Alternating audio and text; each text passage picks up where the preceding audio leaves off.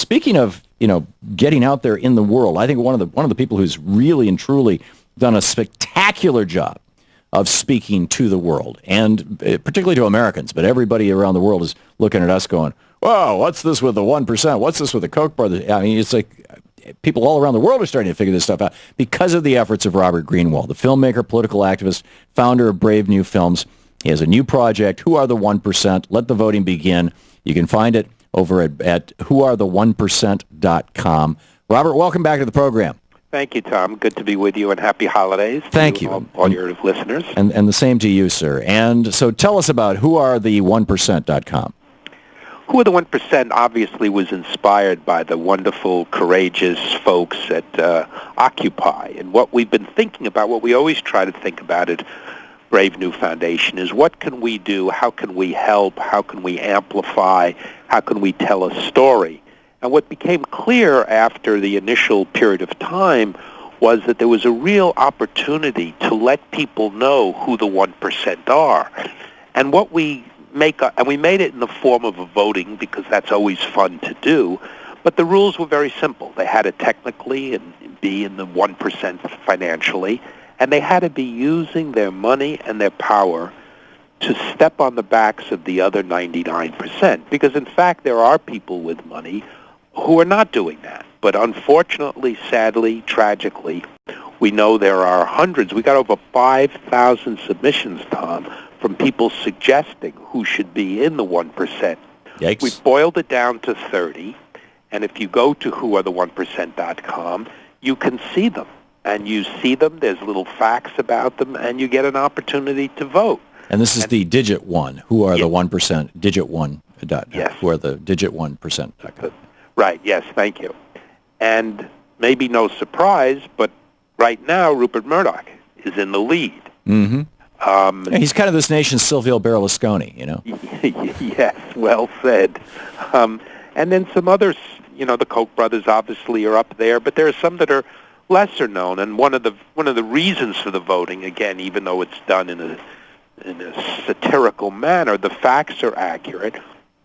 And we want people, and you do this all the time in your books, in your writing, in your shows, we want people to connect the dots, to understand how the system works, how these men, and they're all men, are using their money and their wealth to game the system, and literally what they're doing. So each time you vote for one of these guys, whether it's Jamie Dixon or it's Paul Singer, a Elliott hedge fund management guy who buys cheap debt from the Congo and then makes them pay full prices for it. He then uses the money he makes to support the Swift boat veterans. Each of them, it provides you capsule facts that Jesse and the team spent an intense month researching and finding so that people could have access to the facts, because the facts are on our side here.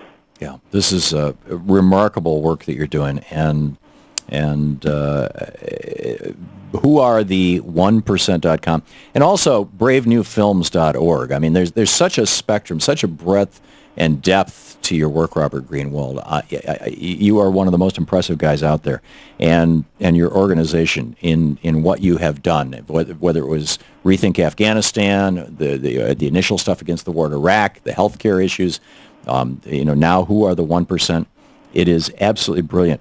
I'm just curious, is Stephen J. Hemsley, the head of United Healthcare, who has now made almost $1 billion in his, I think, 7 or 8 years running, he's almost beat his mentor, Dollar Bill McGuire, who took $1.78 billion as CEO of United Healthcare in 10 years.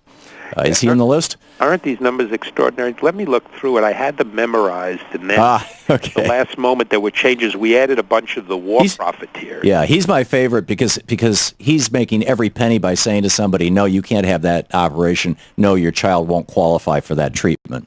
And most of his compensation, and a lot of these guys, as you well know, they say, well, what's your salary? Oh, it's $3 million a year. And then the media takes that number, and they fail to note that well, he also made $95 million in stock options, right? Which when he rolls them over and redeems them, he'll pay 15% income tax on rather than 35%, like the rest of us who, if we had that kind of money.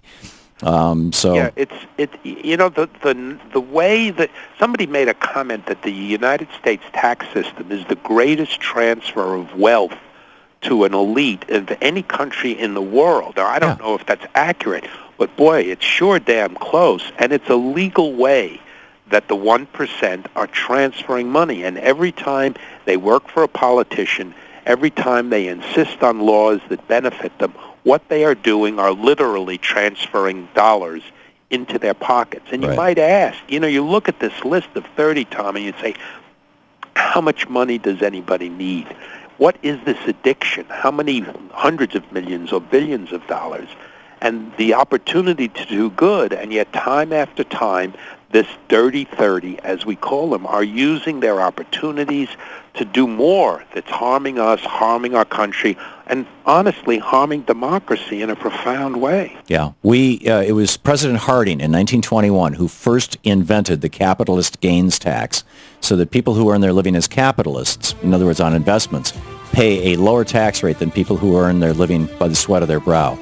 And the only time that the capitalist gains tax and the worker income tax have been the same, oddly enough, ironically enough, was during 2 years of the Reagan administration. Oh, really? But it was President Harding in 1921 who started that. Anyhow, the who are the 1%, digit1%.com. Check it out. Robert Greenwald, thank you so much, Robert.